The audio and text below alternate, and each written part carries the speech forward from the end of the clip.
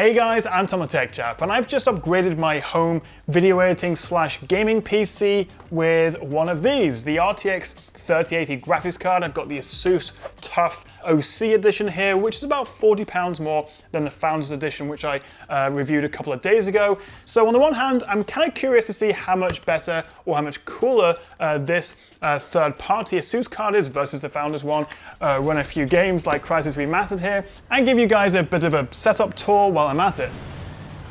Although your first thought is probably, crikey, that's a big TV, are you actually using that as a monitor?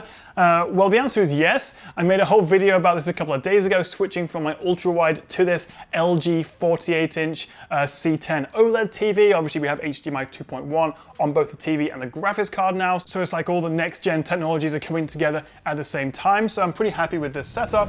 So for the PC, I'm using the Cooler Master TD500 case, which I'm a big fan of, even if it's not as fancy as maybe a Lian Li 011, but I like the smaller size and how we have mesh on the front and the top. My only complaint is a lack of a front USB-C port. On the inside, I'm using the AMD Threadripper 3 3970X. That's a 32-core 64-thread chip, along with 64 gigs of 4000 MHz RAM, 10 terabytes of storage split between two Sabrent SSDs with the faster PCIe 4 model as the main boot drive.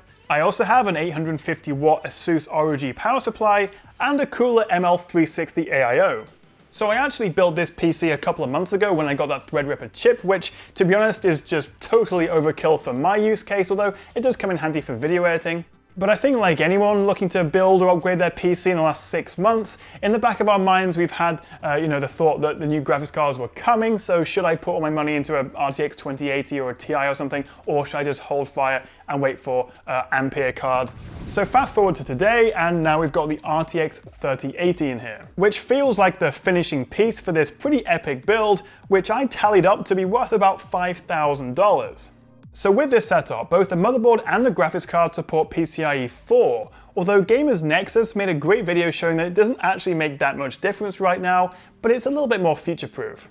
Now this is Asus's OC edition of their TUF card with a pretty beefy cooler, although the Founders Edition 3080 did a pretty good job at staying cool. I mean, that thing is just one big heatsink. So let's put it to the test. Is this any cooler than the Founders Edition? Well, I ran the Unigen superposition benchmark on both cards, and the Founders peaked at 73 degrees Celsius, whereas the Asus 3080 here never went above 64. So it's about 9 degrees cooler, and that's with an overclock. But does that translate into much of a performance gain? Well, slightly. It's between 1 and 2% faster in Unigen and Wolfenstein, although in Flight Sim, running the same landing challenge, the TUF 3080 was just 2 FPS faster, and it rendered my 10-minute 4K Premiere Pro video 8 seconds faster.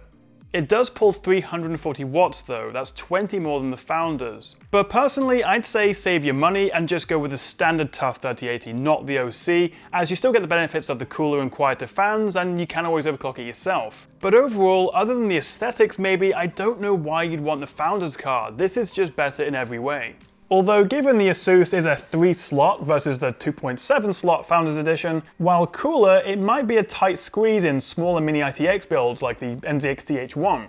Although I have to say, while I appreciate the AuraSync little TUF logo here, I'm kind of sad the RTX logo doesn't light up. Maybe that's what you pay extra for with the Strix Edition.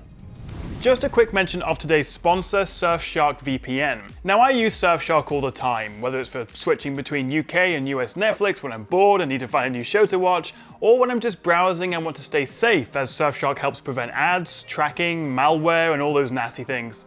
They have an app for pretty much every device, servers in over 60 countries, so it's always really fast, and they have 24/7 support if you have any problems. So follow the link in the description below or use the code TechChap at the checkout to get 83% off and 3 months completely free. And with a money back guarantee, why not give Surfshark a try?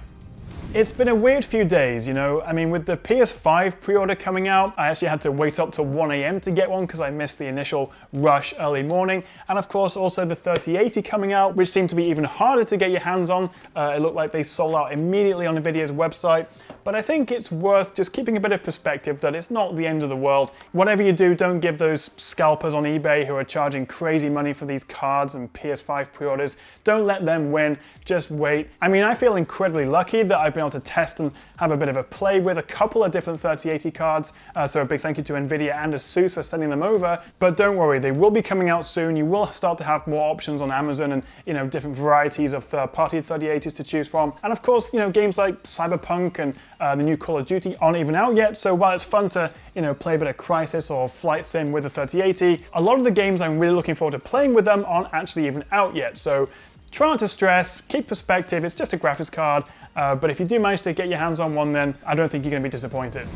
But anyway, enough of that tangent, let's jump into a few quick games. And starting with Call of Duty at 4K with maxed out settings and ray tracing, with this 3080 I'm averaging 115 FPS. Flight Sim 2020 gets me a whopping 43 FPS when it's maxed out, although dropping to high from Ultra gets me that 4K 60. And then in Crysis Remastered, which actually has a Can It Run Crysis graphics option, although kind of ironically, even though they're leaning into the joke, it's still a really badly optimized game. At 4K, I'm getting 33 FPS. I think updates and better driver support will make a difference to Crysis, but it's kind of funny that in 2020, I'm literally using Crysis and Flight Simulator to sort of test these new graphics cards, and they're still struggling. Now the thing is, I wouldn't exactly call this the ultimate gaming PC, even though it costs a ton of money and there's some pretty impressive specs inside. If I was going to build this again and just use it for gaming, I'd probably go with the Intel i9-10900K because clock speed is a lot more important for games than having loads and loads of cores. However, when it comes to heavy multitasking, rendering, or in my case video editing, the Threadripper comes into its own. But actually, both Premiere Pro and DaVinci Resolve heavily use the GPU when rendering videos. You can see it using the video encoder and it eats up the VRAM.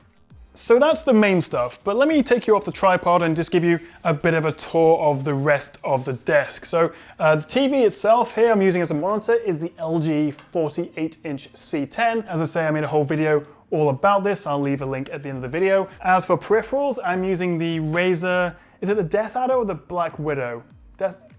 I forget which one. The Razer keyboard, which I really like, although the material here is scuffing a little bit, so I'm kind of thinking about maybe upgrading my keyboard. If you've got any suggestions, let me know in the comments below. I've also got the LG G903 mouse, SteelSeries Arctic Wireless Pro headset. I actually really like this thing, although it is quite expensive. And that's about it. The desk actually is a Carlby worktop from IKEA with a couple of Alex drawers, the standard YouTuber setup. I've also got a Philips Hue light strip behind the back. These are actually Sonos One speakers, but they're not hooked up to this. They're actually for my main TV over there, which is a 77-inch G10 from LG. Honestly, I've got far too much tech for my very small living room. Oh, and this guy is the Noble Chairs icon. So I'll leave links to all the interesting stuff in the description below if you want to check it out. So let me know what you think of this setup, if there's anything you'd add or change.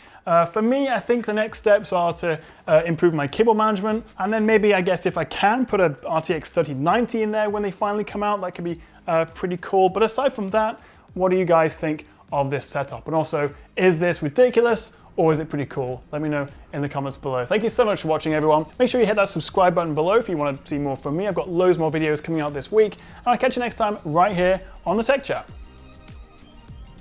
Again, a big thank you to Surfshark for sponsoring this video. You can get 83% off and 3 months free by using the code TechChap when you check out. So if you want to surf the web securely and watch shows you can't normally get in your country, and with that 30-day money-back guarantee, there's really no harm in giving it a try. So follow the link below to get started.